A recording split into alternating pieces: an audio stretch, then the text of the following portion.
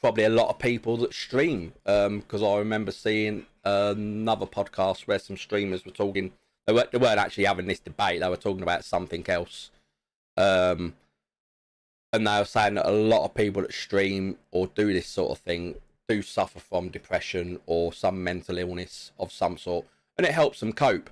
And I think their debate was going more along the lines of chat on how much help they get from Twitch and other platforms when there is people degrading you, being horrible to you, on how it affects people with mental illnesses, of should they be doing it in the first place.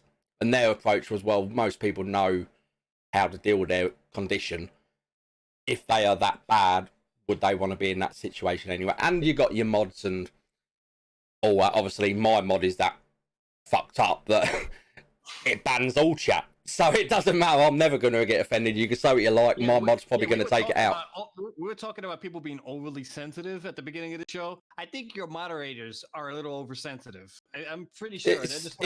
And I don't know a lot about it. I've not looked too much into it. But from what I know, the only words, because I've not got the profanity filter on, because obviously I swear like a trooper. So you can, not only that, you have a fucking New Yorker on. Yeah, and not only that, my streams are set to, they're meant to click on that, yeah, I'm over 18 link or whatever it is. Yeah. But obviously, they can get around that because they just have to click yes, regardless of what age. But then, that's not really my problem. Yeah. If their parents aren't watching what they're clicking on the internet, that's more down to them than me. I'm not going to be sort of saying anything. That's a societal issue in general, unfortunately. But yeah, it was more, the N-word is pretty much what I banned, and all different types of the way people try and get around it in streams that I've noticed. Yeah. Like changing G's and E's and all that. Yeah. You've seen it where you see their names and you're like, how are you not banned yet? Because they find all these stupid little ways of trying, and it's like, are you that childish that you need to try and tweak a name just to try and cause offense or whatever? It's become too easy to say. It's become too easy to try to put somebody down, try to be derogatory. It's trolls. Yeah, it's people trying to get a reaction. Again, with the whole keyboard warriors, they know no one can do out because they're behind a computer screen. Yeah. He wouldn't be walking down the road saying that's his name. But anyway, that's besides the point. Again, Bullshit and Banter podcast goes without saying, this is why it's Bullshit and Banter, because we do not follow one single topic. We tend to digress into whatever pops into our head, and we'll say it. But anyway, it's anxiety and depression. Myself suffers from it with depression, a touch of anxiety. Dave, if you want to let people know about your situation. Yeah, I have a 16-inch long penis. I'm sorry, we were talking about the we said part, issues, right? so yeah. Okay, yeah. Yeah, I've been suffering from anxiety disorder, less on the depression side, but panic attacks for maybe about 2.5 years now, 3 years, ever since my sister passed away. It's just been ridiculous, and it's something that has, in a weird way, taught me a lot more about myself. It's something that, unfortunately, a lot of people suffer with that don't want to open their mouth and don't want to get help with because the stigma that's attached to it. Not only that, Dave, a lot of people haven't got the education because we're not given the information enough to even spot the signs themselves that they're suffering from these problems. Correct. So I've worked in healthcare for 16 years, and part of that time I was a patient representative, which means my job was to make sure that the patient was taken care of, their rights were respected, stuff like that. People, I was the person you would complain to when you had issues. And even I had a difficult time trying to basically not to try to go get help, only because, well, you're taught as a man to suck it up. You're taught deal with it, walk it off. Your feelings aren't as important as your actions. Just keep your head down, keep marching, soldier, and just do what you need to do. And unfortunately, because of that, you have a lot of people that suffer, and some of them end up taking their own lives. I was talking to Lee off stream about just this month alone, the NYPD lost, I believe, either 3 or 4 officers to suicide. I believe it was 4. 4? Yeah, and part of, and if you look deeper into that, a job like a police officer where you have the certain mannerisms and certain authority, and you're looked at in a certain light, and not to say with the female ones, but specifically with the male ones, you have I'll deal with the I'll fix problems. Your job is to fix problems, not to ask for help. And it's a very, because of the stigma that's attached to it. So you have people that suffer in silence because not enough people open their mouths. I can tell you personally that when I first started, I didn't want to have panic attacks around people. I didn't want anybody to know about it. And the reason why was because I was ashamed. And this is somebody that was a healthcare worker for 16 years and in healthcare for 16 years. So if I would feel that way, the average person who has no idea what an anxiety issue is or an anxiety disorder and just thinks they're just not feeling right, something's wrong with them, but they can't put their finger on it. You can understand why people go to those dark places in their lives. And there's different levels of it. For help. Because it was only when I was researching about your anxiety that I found out that I actually suffer from a small amount of anxiety.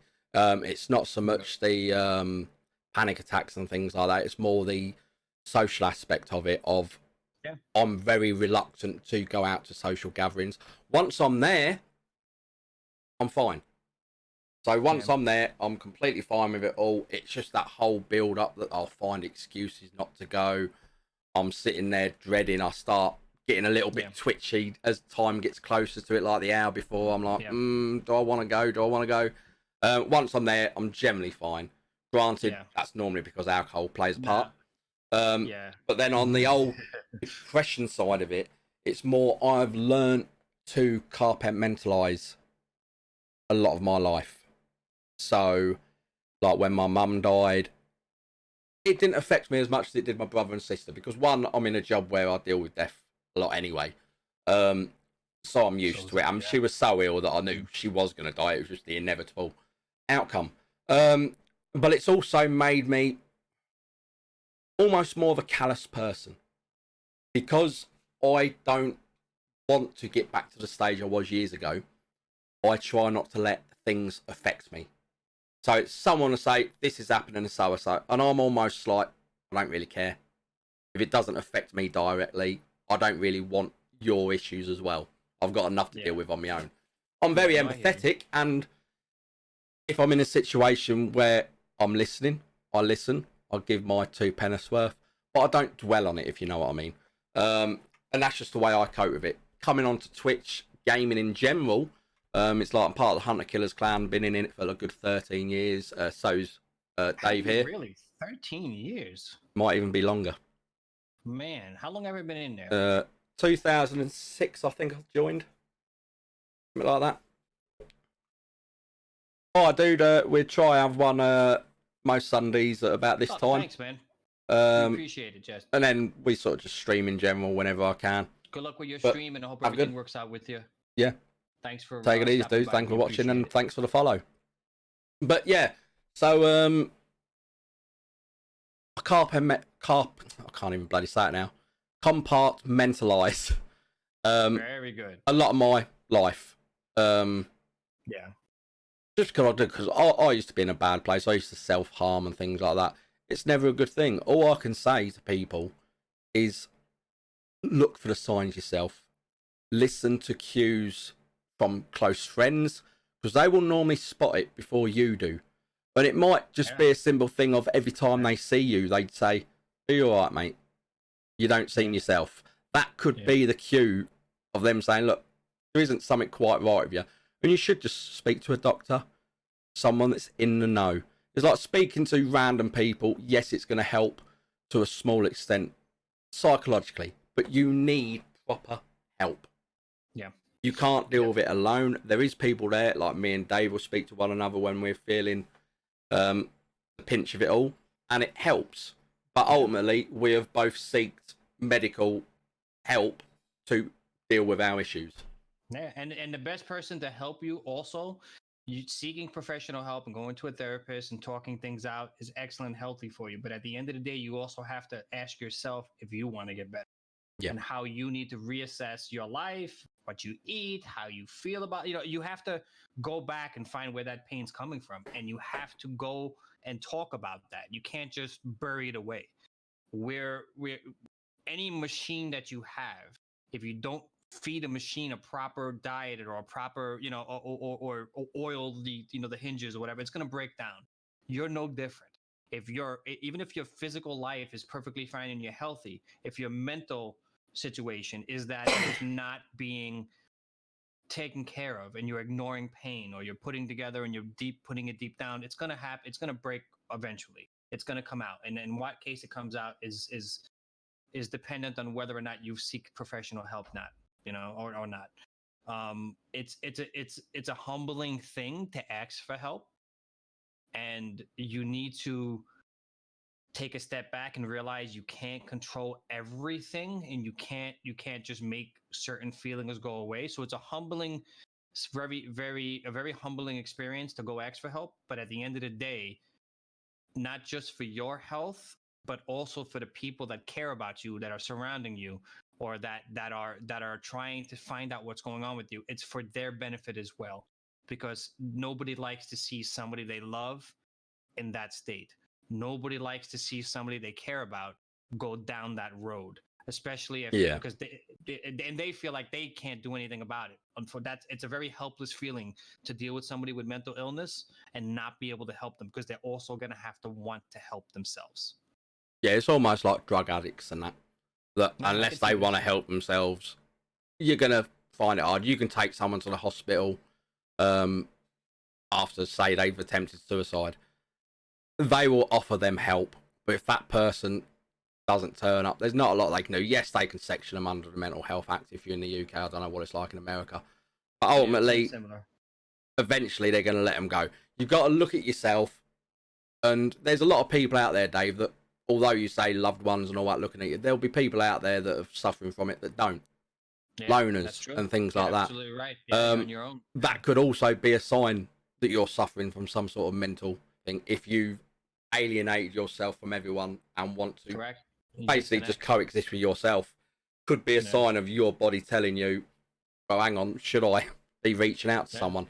Well, yeah, The main thing is you're not alone, and no matter how bad life gets,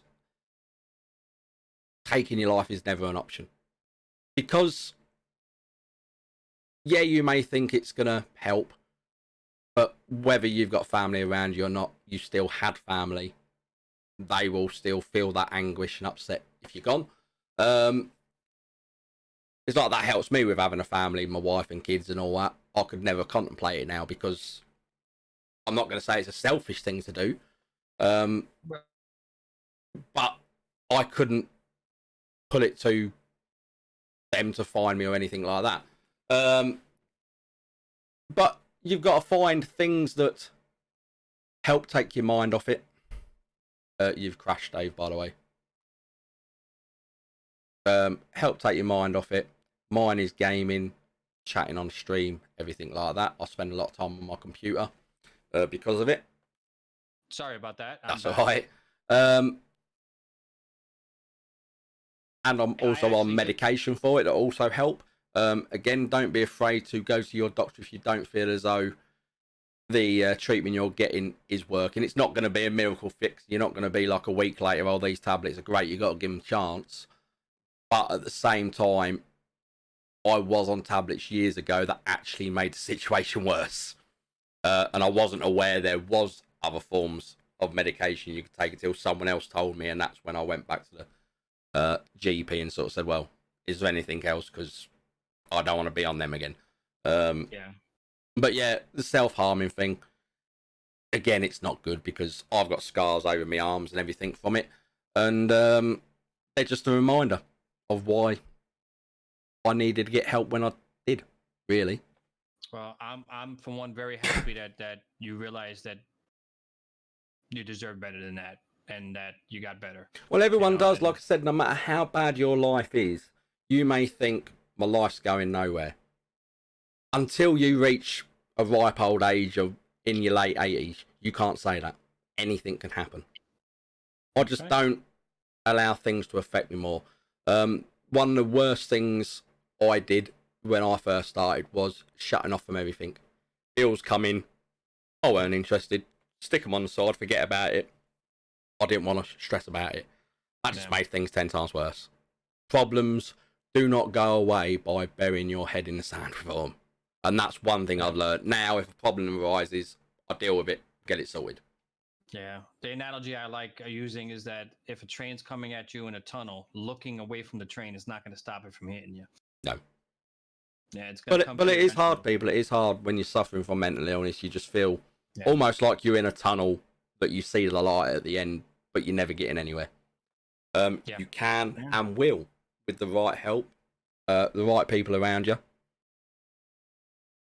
But the reason we brought it up because we feel as though there is a very big stigma around it still. Even though there's been a lot of press around the world over the last 5-10 years, it doesn't really help. Because you've got employers that have all these systems set in place for mental health and all that. But it's completely different when you actually go off work for mental health reasons. Yes, you've got law on your side. But ultimately, employers and that, from my experience, don't tend to like it too much. More because of the productivity for them, it's also a liability, right? Yeah. They don't know. Now it's the unexpected factor. Yeah. Now it's the, what is he going to do factor rather than he's asking for help. So maybe that's taken as a good sign. Rather than that, they use it as now it's going to be a liability. Yeah. I mean. Oh, yeah, because I had some time off from work a little while ago because of it. And the first thing they did was revoke my computer access. So I couldn't access the computers from home. And I'm like, what the fuck do they think I'm going to do? Seriously, it was like, thought never even crossed my mind. Yeah. And that's the sort of stance it was, we better do that because we don't know what he's going to do. Well, how about sending out an olive branch? So, I mean, I guess trying to see things from somebody on the outside, I can see how it would be confusing for them and not understanding because you're not there, because unless you experience something, you just don't know. So I can get how they may go into like almost a panic state, not understanding how to deal with somebody with mental illness. I think the more education gets spread in regards to specifically anxiety, depression, stuff like that, the more I think that's going to go away. I think in certain aspects, in certain fields, I know in the healthcare industry specifically, there are options out there for help, and you could very private in that. But at the end of the day, I think the more educated we make people in regards to anxiety, where it comes from, most people don't realize that it's considered there's a physiological cause for it. That there's actually chemical imbalances, and it's not something that it's just all mental. There's a physiological aspect to people that have mental illness. There's chemical imbalance in your brain. Correct. And people don't look at you having, let's say, for instance, if you had, God forbid, cancer. People don't look at mental illness like people that have cancer. They don't see it as a physical sickness, right? It's the same thing with substance abuse. They don't see it as a physical sickness, even though it is. Substance abuse, mental illness. This is something. They can go hand in hand. Yeah, you categorize illness by what you think. Like, that person lost their mind, or that person is not thinking right. That person's insane. You don't treat that person the same way you treat somebody that's battling cancer. Right? Because that you start thinking, well, that person obviously has a very debilitating disease. Well, the word you're looking for is you don't judge them. Yeah. And that's what it is. Someone gets cancer, no one goes, oh, well, maybe they need to just snap out of it. And that's what you get with mental illnesses, people with depression and that. You get a lot of people go, oh, well, he doesn't look sad. You have it so good. Yeah. It's like, well, depression and sadness are two completely different things. Sadness is an emotion. Depression is, well, it's almost like the whole of you. Yeah, it's you in general. It's nothing you can go, I'll snap my fingers off, snap out of it. I will remove the issue I am most depressed about. I will feel better. It doesn't work like that. Because your mind will just latch on to the next thing and drag you down. It's like, for me, years ago, it used to be a lot about my life going nowhere, hence why I brought it up. Low paid jobs and all that. It moved on. I'm better. I've got a fairly well-paid job. I've got a family. It It does always get gets better, better. It but does get better. it's That's the still message you need to there. give people. It is still there. It's just that Yeah. I can cope with it. And Yeah. that is the thing. It's not necessarily something that you're ever going to get rid of. You may. It's more of you learn ways to deal with it. Like Dave with anxieties found yoga and things like that help. That's right. Yoga, meditation, stuff like that. Absolutely. I found that it's, for me personally, I didn't have a very good reaction to medication. I didn't, they swapped me a few times and it just didn't, it made me feel worse. So for me, I try to look at things in a more holistic approach. I know it sounds kind of yuppie-ish, but it really did work for me. I changed my diet. I lost 65 pounds. My exercise routine. I exercise every day. I eat healthy. Just to let you know, I do the complete opposite to what Dave's telling you. I don't eat healthy. I don't exercise every day. Yeah, but if you did, you'd feel better. I promise you. Oh yeah, I know you get the I'm in endorphins better and all shape. that. I'm telling you, I'm in better shape now at 40 than I was at 30. And the funny thing is it took. That's why. And I know this might be a weird way of looking at it, but anxiety, as much as difficult it is to deal with at times, because there's a difference between anxiety and panic attacks. I have panic attacks, but I have an anxiety disorder. So there are times where I don't have a panic attack, but I'll just have really, really bad anxiety. There are aspects of me going through the journey of dealing with the anxiety that have actually benefited me in a weird way, because you have to look at yourself. You have to look at where the pain's coming from. You have to look at why am I feeling, and sometimes there's no reason. Sometimes you have to understand that the reason why you're going through an anxiety attack is because there's no reason for it, and that it's actually physiological, and it's actually for no reason. It just springs on it. So when somebody comes up and tries to console you when you're having an anxiety attack, and they say, well, what's wrong? There's nothing wrong. Relax, relax, relax. That's not gonna work, right?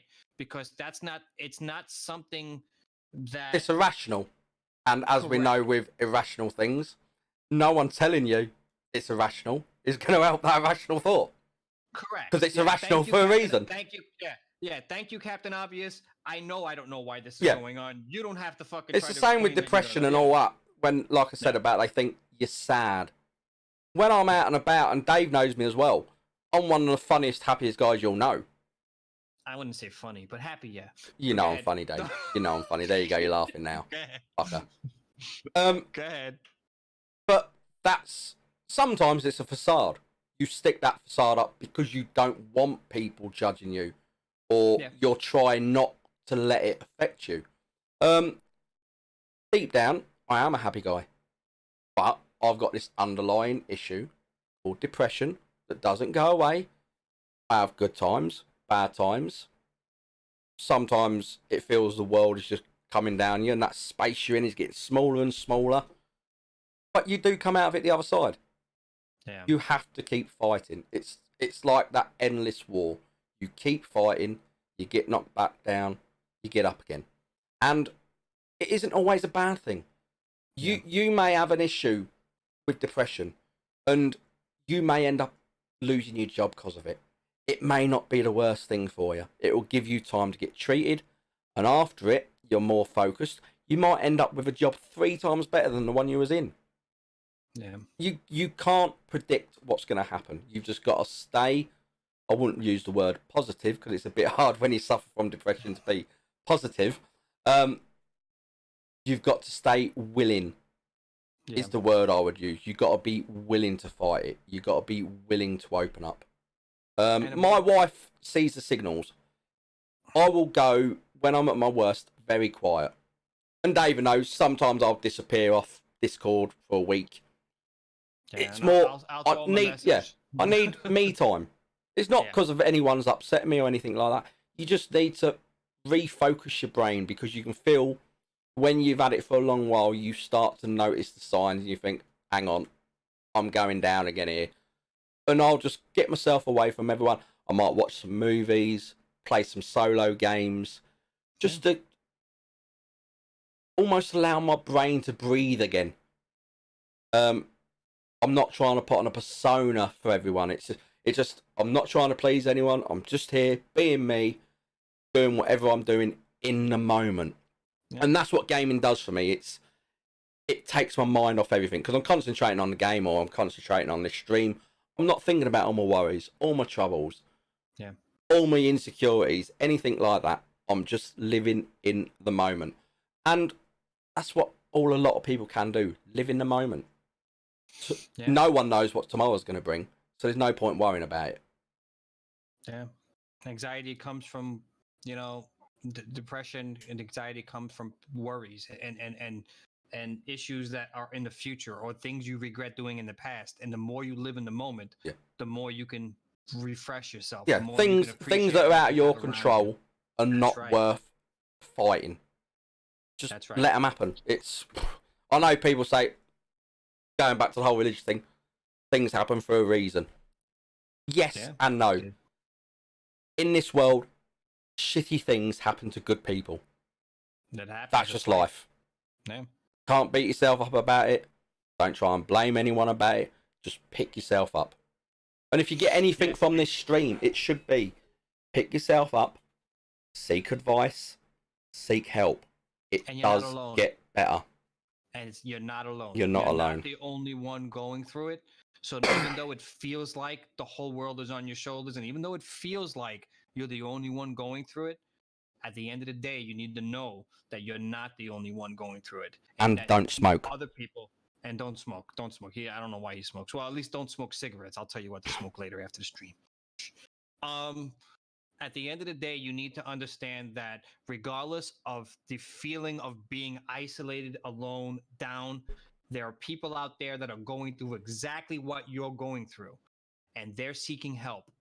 And you need to seek help if you get to a dark place in your life, and there's no shame in asking for help, regardless of how society in general, specifically towards men, especially towards men, because we've got the whole stigma of we're meant to be a certain image, which in today's society shouldn't even be around, because you've got the whole equality issues and all that. But deep set men want to be seen as the provider, macho, strong, the strong. provider. I'm the one that can protect you.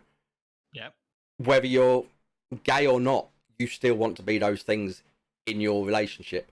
Women think the same thing. They want to be strong for the family, because it's not just men that suffer from these issues. The only reason we're raising men is because there is a stigma for it.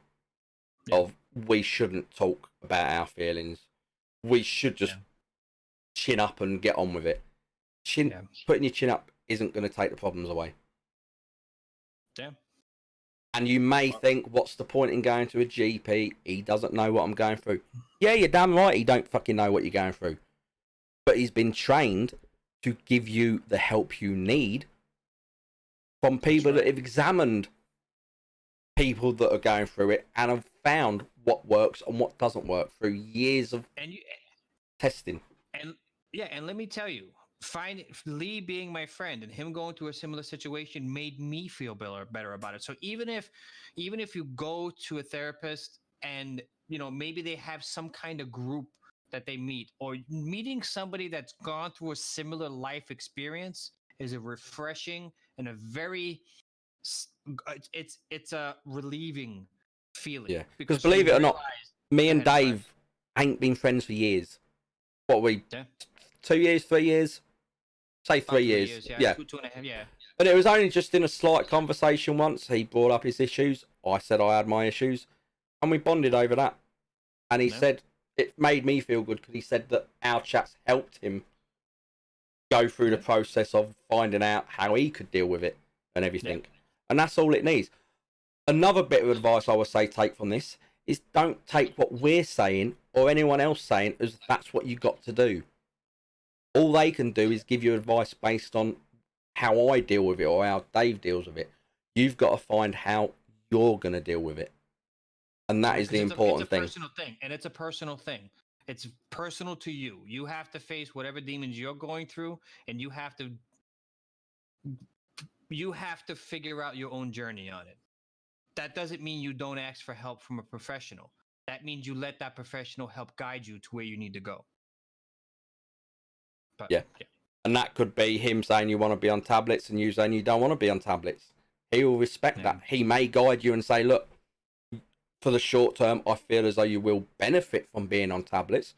But if you're dead against tablets, medical intervention, things like that, he will be able to give you other options to look into. Internet is not always the best option either, because it's not governed. So you could read something like we're saying now. There's no one stopping us saying what we're saying. We may be wrong. We don't know. We're just going from our experience. So no one can say we're wrong, because we're saying what actually works for us. But like we said, it may not work for you. It may do.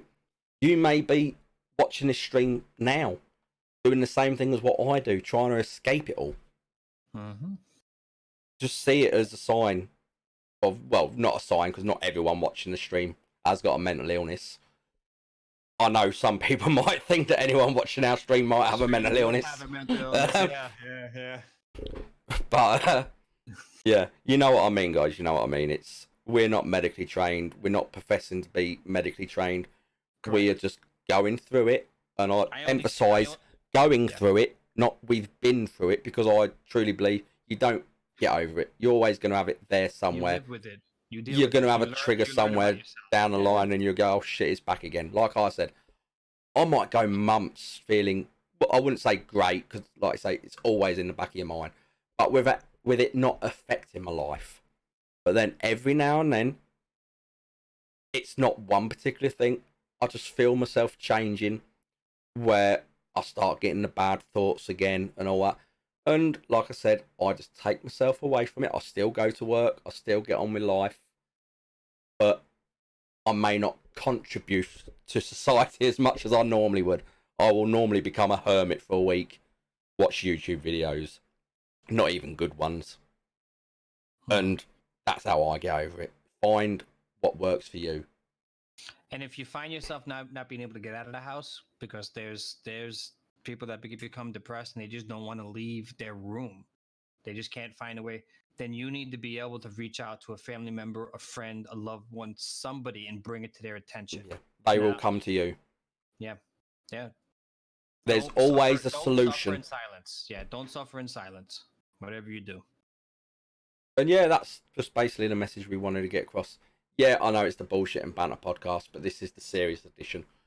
If you've watched the whole stream, you will have seen that we do just venture off into no man's land and going over all sorts of shit, hence why it's called the Bullshit and Banter, because we'll take the piss out of one another. No person's land. Exactly. There we go. We don't discriminate against anyone. We hate everyone equally. I hate Dave. He hates me. What are you talking about? I don't hate anybody. I don't have an ounce of hate in my, well, maybe an ounce for white supremacists. They kind of ruined the whole shaven head thing. Tell me about it. People look at people like me and you and think, oh my god, and I'm like, chill, love. Yeah, I can't stand. I am going to be the one that jumps on the mugger, not is the mugger.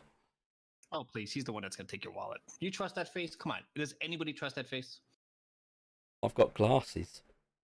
That just means they can't hit you. That doesn't mean they take my wallet. It's like that old joke, would you hit a man with glasses? No, I'd hit him with my fist. Very funny. Yeah. But no, guys, it's a serious thing out there. We just feel as though in the media, in the workplace, in society in general, there is still a stigma attached to it. I know there's a lot of good work that's been going on. A lot of debates been happening. A lot of documentaries, a lot of research. But people, it's still early on. I know it's been going on for years. People have been suffering from it for years. But we're starting to get to a point now where people are taking it more seriously. So you aren't alone. There is help for you. Just look and find the help you need. And at the end of this podcast, we're going to both put up the suicide prevention hotline and the equivalent in England on the screens as a screenshot. So if the Samaritans. you need help and you don't know where to reach out to, you can just call this number and there'll be somebody that's educated in how to help you and how to talk you through whatever problems you're going through at the end of the podcast. Correct. And after this podcast, we normally go into a game stream. So what are we playing after this day? Rainbow Six. We're playing Rainbow. Of course we're playing Rainbow. I gotta boot into Windows. I'm the nerd that's on Linux right now. It could be World of Warships. It could be. I know guess. you're partial to Leisure Suite Larry and the Playboy Mansion game. I've never played You Leisure lie. Suit. I really haven't. I don't even. Is that like a? Is that like a? What you call it? I think it was like That card a game. Sims type game. Was it really? Yeah, Uh, Leisure Suite Larry or something. I think it was a bit like a first off, you have to Sims pronounce it's leisure Suit Leisure. Larry. So if yeah. Fair enough. Come on, Potato, I need an potato. English to English dictionary here. What the hell? You're from the motherland. What's wrong with Yeah, you? Can't speak the English. motherland. Yeah, that's why I'm Alright, from the so Death Star. the Death Star. Okay, that's what it is. Joke. By the way, Yankees over in London, 17-13 yesterday, and I think they're up right now. For some reason, the Yankees are playing in London. And for you English people, that's a baseball team that we don't care about. Oh, ouch. Everybody cares about the Yankees. It's not cricket. Oh, they won 12-8 today. Beautiful. Okay. Baseball is the game where they just tried to make cricket more interesting. If you say so. Which is just as bad. Do No, you watch it's cricket, more. Lee? Do I watch cricket? No. Okay. It is boring as hell. It's like watching snooker. I don't watch either I one. don't mind playing it, but no, I don't want to watch it. And I don't fully understand the rules. I knew enough of someone throws a ball at me, I whack it. That's all I need to know, and then run between the two sticks. All this bloody innings and all that. I can tell you how many innings are there, and I think it's something like 8 balls per over or something like that. And then they have so many overs per game, and then they got all this stupid ruling of if it's rained off, they use a Duckworth-Lewis calculation to basically predict who would have won the game if they carried on playing. That's bullshit. Based on, I'm not sure how it's based on, actually. I'm not going to pretend I know. I think it's got something to do with how many innings they had left. That's ridiculous. What their score was and stuff like that. Yeah. Technically, it's almost like, well, you don't actually know who won, though, do you? Just rain it off, finish the game off another day, find out who won. But it's in it in a sporting world. I'm not sure, because I'm not sure how long they've had this ruling. I think it come in more recent years than sort of back in the original time. And I'm pretty sure a lot of the actual athletes that play it were a bit bemused by, hang on, you're going to basically use an algorithm to tell us who would have won that game in sport. Yeah, Sport, the one thing that could go any way whatsoever. That would be like, especially for English people, them predicting the Premier League results and just saying, well, instead of playing 30 odd games this season, we're going to play 12. And we'll predict the rest of the results based on that. That's like playing Madden, and when you play the season, you just predict what's going to happen, and just autoplay, yeah, fuck that. Yeah, but anyway, guys, follow us over onto Rainbow Six Siege. Remember, seek help. You're not alone. All right, well, 1 second, I'm going to put up the numbers right now. I'm going to try to put up the numbers at least. Where's my screen capture button?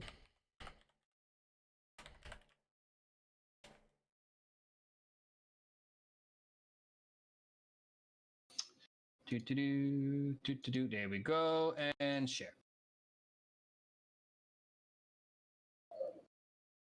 You might have to full screen. Yeah, I'll full screen.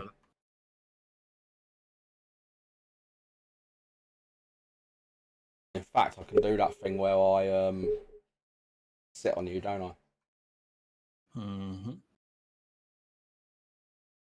So the National Suicide Prevention Hotlines for those that are in the 50 states of the United States, it's 1-800-273-8255. You do not have to suffer alone. Reach out for help. You are not alone. That's it. And the UK one here, any day, time, night, they're always there to listen. It's 116123, and it's free, guys. Don't be scared to reach out. But that's it. Hope you enjoyed it. Hope you got something from it. Hope it wasn't too much of a downer for you. We tried to be respectful on anything we chat about. And yeah, let's take one day at a time, and let's